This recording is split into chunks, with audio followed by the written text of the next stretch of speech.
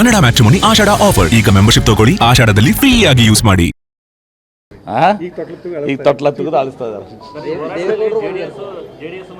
ಅಂದಂಗೆ ನಿನ್ನ ಇವರು ಹೇಳಿದಾರಲ್ಲ, ಯಾರು ನಿಮ್ಮ ವಿಜೇಂದ್ರ ಅವರು ನಮ್ಮ ಅದು ಮಧು ಬಂಗಾರಪ್ಪ ಅವ್ರಿಗೇನೋ ಹೇಳಿದ್ರೆ ಇವ್ರು ರೆಕಾರ್ಡ್ ಆಗ್ಯದಲ್ಲ ಅಲ್ಲಿ, ಏನ್ರಿ ಏನೋ ಹೇಳ್ಯಾರ ಅವರು. ಇದೆಲ್ಲ ಸುಮ್ಮನೆ ನಾಟಕ ರೀ, ಅದು ಏನೋ ಹೇಳಿದಾರಪ್ಪ, ಗೊತ್ತಿಲ್ಲ ನನಗೇನೋ, ಯಾರೋ ಹೇಳಿದ್ರು ನನಗೆ, ಹೌದಲ್ಲ? ಹಾಂ ಹೇಳಿದಾರೆ ನೋಡ್ರಿ. ಇವ್ರದ್ದು HD ಕೆ ಅವ್ರದ್ದು ಅದಂತ ಹೇಳಿ ಹೇಳಿದ್ರಲ್ಲ ಸರ್ ಲಾಸ್ಟ್, ಅವರು ಅದರ ಫಲಾನುಭವಿಗಳಿದ್ದಕ್ಕೆ ಈ ರೀತಿ ಮಾಡ್ತಾ ಇದ್ದಾರೆ. ನಾನು ಅದ್ರ ಬಗ್ಗೆ ಮಾತಾಡಂಗಿಲ್ಲ. ಅದು ಹೇಳಿದಾಗ ನಾನು ಹೇಳಿದ್ದೆ 100 ಎಕರೆ ಎಲ್ಲ 36 ಎಕರೆ ಅಂತ ಹೇಳಿದರು. ಸುಮ್ಮನೆ ನನಗೆ ಗೊತ್ತಿಲ್ಲಪ್ಪ, ನೀವು ಕೇಳಿ ಮತ್ತೆ ನಾನು ಹಾಕೊಂಡ್ರೆ ಹೆಣ್ಮಕ್ಳ ವಿಚಾರದಲ್ಲಿ ನಾವು ಕೈ ಹಾಕೋಗಲ್ಲ. ನಮ್ಮ ಸಹೋದರಿ ಅವರು ಎಲ್ಲ ರಾಜಕೀಯ ಇದೊಂದು ರಾಜಕೀಯ ತಂತ್ರ, ಇದು ಬೇಳೆ ಬೆಳೆಸ್ಕೊಳ್ಳುವಂಥ ಕೆಲಸ.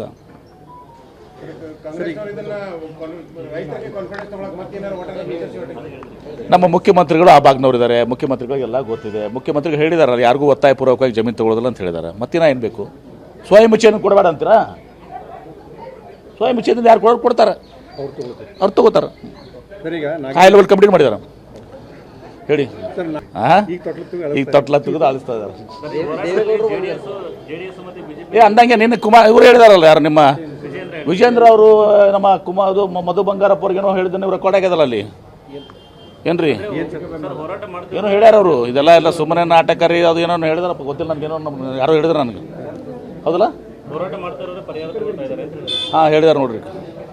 ಇವ್ರದ್ದು HD ಕೆ ಅವ್ರದ್ದು ಅದಂತ ಹೇಳಿ ಹೇಳಿದ್ರಲ್ಲ ಸರ್ ಲಾಸ್ಟ್, ಅವರು ಅದರ ಫಲಾನುಭವಿಗಳಿದ್ದಕ್ಕೆ ಈ ರೀತಿ ಮಾಡ್ತಾ ಇದ್ದಾರೆ. ನಾನು ಅದ್ರ ಬಗ್ಗೆ ಮಾತಾಡಂಗಿಲ್ಲ. ಅದು ಹೇಳಿದಾಗ ನಾನು ಹೇಳಿದ್ದೆ 100 ಎಕರೆ ಎಲ್ಲ 36 ಎಕರೆ ಅಂತ ಹೇಳಿದರು. ಸುಮ್ಮನೆ ನನಗೆ ಗೊತ್ತಿಲ್ಲಪ್ಪ, ನೀವು ಕೇಳಿ ಮತ್ತೆ ನಾನು ಹಾಕೊಂಡ್ರೆ ಹೆಣ್ಮಕ್ಳ ವಿಚಾರದಲ್ಲಿ ನಾವು ಕೈ ಹಾಕೋಗಲ್ಲ. ನಮ್ಮ ಸಹೋದರಿ ಅವರು ಎಲ್ಲ ರಾಜಕೀಯ ಇದೊಂದು ರಾಜಕೀಯ ತಂತ್ರ, ಇದು ಬೇಳೆ ಬೆಳೆಸ್ಕೊಳ್ಳುವಂಥ ಕೆಲಸ.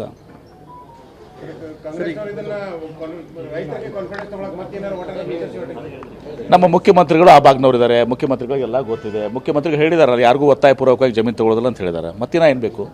ಸ್ವಯಂ ಇಚ್ಛೆಯನ್ನು ಕೊಡಬೇಡ ಅಂತೀರಾ? ಸ್ವಯಂ ಇಚ್ಛೆಯಿಂದ ಯಾರು ಕೊಡ್ತಾರೆ?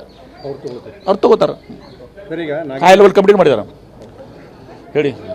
ಕನ್ನಡ ಮ್ಯಾಟ್ರಿಮೋನಿ ಆಷಾಢ ಆಫರ್. ಈಗ ಮೆಂಬರ್ಶಿಪ್ ತಗೊಳ್ಳಿ, ಆಷಾಢದಲ್ಲಿ ಫ್ರೀ ಆಗಿ ಯೂಸ್ ಮಾಡಿ.